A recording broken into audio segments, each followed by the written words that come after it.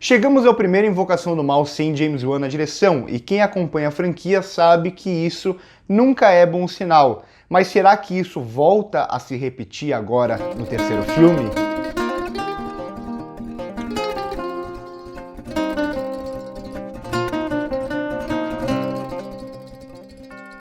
Só antes de começar a falar sobre Invocação do Mal 3, eu queria fazer um convite para vocês, principalmente quem acompanha o canal há mais tempo, que conhece a gente, para conhecer o nosso clube de membros. Então, clicando aqui embaixo em Seja Membro, você pode fazer parte desse clube, ter um conteúdo especial, conversas no final do mês, esse bate-papo, também melhores amigos no Instagram. Então, clicando no Seja Membro aqui embaixo, você pode escolher o plano que melhor se adequa ao que você quer. E falando de Invocação do Mal, esse é o primeiro filme do Invocação do Mal, né? Porque quem conhece a franquia sabe que além de Invocação do Mal tem o Annabelle, tem também a Maldição da Chorona, tudo se passa dentro do mesmo universo, mas nessa linha principal, sem contar os spin-offs, esse é o primeiro Invocação do Mal que não é dirigido pelo James Wan. E por que eu disse na abertura que isso geralmente não é bom sinal nessa franquia? Bom, pra mim, os melhores filmes de longe são os filmes dirigidos aqui pelo James Wan. E quando ele delega para outros diretores, geralmente diretores não tão experientes, não tem resultados tão bons assim. Eu até que gosto do segundo Annabelle, eu acho razoável o terceiro Annabelle, não gosto do primeiro e acho a Maldição da Chorona muito ruim. Mas a qualidade entre os dois primeiros Invocação do Mal para todos os outros filmes desse universo é muito grande, é um abismo de diferença de qualidade. E aí a gente chega aqui ao Invocação do Mal 3, que é dirigido pelo Michael Chaves, que estreou na direção em longa-metragem justamente com a Maldição da Chorona, que é pra mim talvez o pior filme desse universo. Mas aqui a direção dele é completamente diferente do que ele faz lá, tem uma evolução muito grande, parece até outro diretor, ainda que eu não goste de muitas escolhas que ele tome aqui nesse filme. Esse é de longe o filme mais estilizado de toda a franquia, é o filme que tem mais uma tentativa de ser mais artístico. Eu não gosto dessa palavra artístico porque para mim todos os filmes são arte, mas é aquele filme que tem uma pompa maior, então isso vai aparecer desde as escolhas visuais até as escolhas temáticas. A gente vai ver muitos e muitos travelings em câmera lenta, a gente vai ver também planos sequências, como a iluminação vai aparecer aqui em muitos momentos para tentar sugerir algumas coisas, então em alguns momentos para tentar deixar as cenas mais sombrias, em outras para quebrar um pouco a lógica real da cena e tal. Então vai ter muitos e muitos e muitos artifícios estilísticos aqui que até fogem um pouco dos outros filmes da franquia, justamente porque tem essa pompa, tem toda essa preocupação visual e tal, e é o filme que tem uma pretensão maior em relação aos seus predecessores. Quem acompanha o canal sabe que eu não uso o termo pretensioso geralmente como algo negativo. Eu acho que a gente tem que avaliar filme a filme, em muitos momentos a pretensão é algo positivo, em outros nem tanto.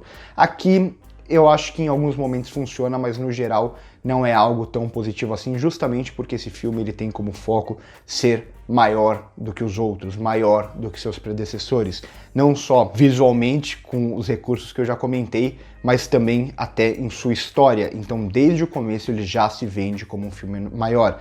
É aquela ideia de que uma sequência para atrair o público não pode fazer algo parecido e tem que engrandecer, tem que ser maior que os seus predecessores. Isso acontece muito aqui. Então é toda essa lógica de esse é o caso mais difícil que o casal Warren já resolveu, o caso que abalou os Estados Unidos, e o caso mais importante de todos. Então é essa ideia de, olha só, você já viu coisas surreais antes, mas igual isso daqui você nunca viu. Sempre me incomoda um pouco quando os filmes, as sequências tentam ser maiores do que os seus antecessores, principalmente quando na prática ele não tem muita coisa a mais a entregar. E eu acho que é um pouco o que passa aqui com esse filme.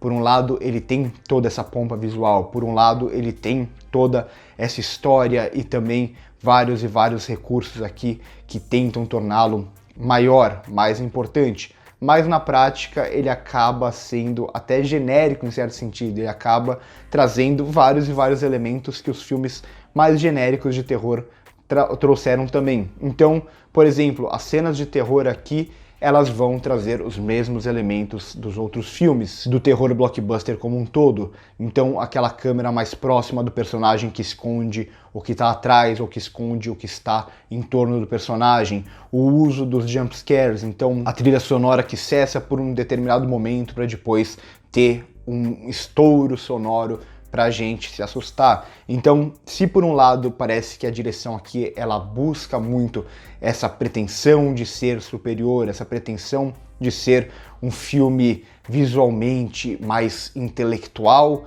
ou até narrativamente mais intelectual, na prática o que a gente vê nos momentos de terror principalmente é a escolha mais genérica. Não que isso seja totalmente negativo, a gente já viu isso em vários e vários filmes da franquia, inclusive nos melhores. O Invocação do Mal 1 e o 2 aposta muito nos jump scares também, mas aqui, justamente por ter essa pretensão, eu acho que quando chega a esses determinados momentos que deveriam ser os momentos mais aterrorizantes do filme, para mim não funcionaram, justamente porque ele pretende ser maior, mas na prática ele entrega o genérico, o que a gente já espera. E com isso eu chego ao segundo ponto. Para mim, esse é o filme de toda a franquia menos preocupado com o terror.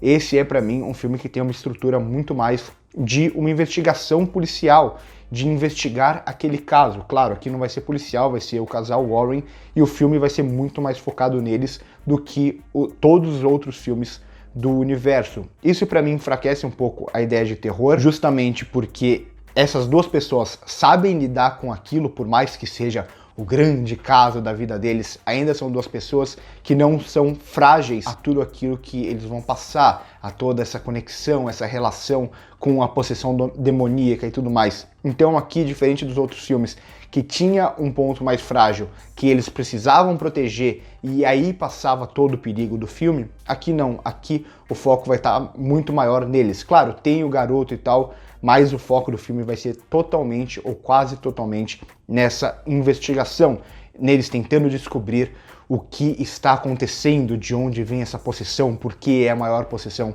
de todos os tempos. E de certa forma isso faz com que o filme tenha muito menos momentos aterrorizantes, muito menos momentos propriamente de terror mesmo. No geral é um filme muito mais investigativo, de tentar descobrir todas essas coisas, e aqui algo que eu também não gosto muito é essa obsessão, parece que essa obsessão de Hollywood atualmente, de deixar tudo muito explicado, tudo precisa de respostas. E eu acho que o gênero de terror ele se fortaleceu ao longo dos anos justamente por deixar pontas soltas, por deixar questões em aberto. E aqui essa busca incessante por responder tudo, eu não gosto. Eu acho que esse filme, se ele se permitisse deixar mais coisas em aberto, deixar mais o público interagir, o público tentar descobrir o desconhecido por conta própria, eu acho que ele funcionaria melhor. E é justamente por isso que nesse filme o que eu mais gosto são os momentos onde a lógica do mundo real é quebrada, principalmente como Michael Chaves, em muitos momentos chaves do filme, vai tentar quebrar essa lógica por meio da montagem, por meio de escolhas visuais. Então, como esse personagem em determinado momento vai estar em um lugar real, sendo uma pessoa real, e de repente ele vai se ver em quase um mundo paralelo. Mas no geral, eu acho que ele não consegue igualar os primeiros Invocação do Mal, apesar da pretensão dele de ser até superior, mas ainda assim é melhor do que a maioria dos spin-offs, ou talvez até melhor que todos os spin-offs. É um filme de terror para quem gosta da franquia, eu acho super válido, apesar de, mais uma vez, como ele pretende ser maior, como ele pretende ser mais importante, me incomodar bastante, até no como ele vai fazer um uso de várias e várias referências a filmes clássicos do gênero. Então a gente vai ter as mais claras a O Exorcista, até com planos tentando copiar planos de O Exorcista, e o mesmo com Psicose de Hitchcock. Então toda essa pretensão do filme eu acho que não cabe justamente com o que ele consegue entregar no final. Eu acho que fica um abismo entre o que ele tenta ser e o que ele consegue ser. Mas no geral, eu acho que é um filme super válido, é por tudo isso que eu vou dar uma nota 6 para quem gosta da franquia, como eu disse. Vale muito a pena assistir, é melhor do que a maioria dos spin-offs, então se você aguentou filmes como A Maldição da Chorona, esse daqui vai passar tranquilamente para você. Curte o vídeo se gostou, se inscreve no canal se ainda não é inscrito, comenta aí embaixo o que vocês acharam do filme. Esse filme está no HBO Max, nos países que tem HBO Max, e chega pelo HBO Max no Brasil no dia 29 de junho e também está nos cinemas brasileiros. Clica aqui em Seja Membro também se você quiser fazer parte do nosso clube de membros para ter cada vez mais interações com a gente e também essas discussões, esses debates que a gente vai gerar. Por hoje é isso aí, corta.